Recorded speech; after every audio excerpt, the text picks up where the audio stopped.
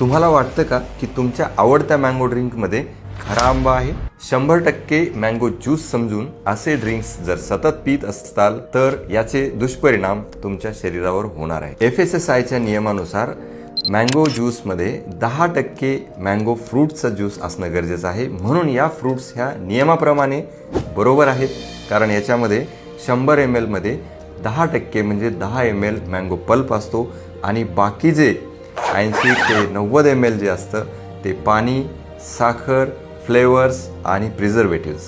विचार करा, या 300 mlच्या बॉटलमध्ये फक्त 33 ml मँगो पल्प आहे, हे याच्यावरच लिहिलेलं आहे. बाकीचा जो आहे 42 ग्राम जवळजवळ हे शुगर आहे, जे वेट वाढवण्यास कारणीभूत ठरते.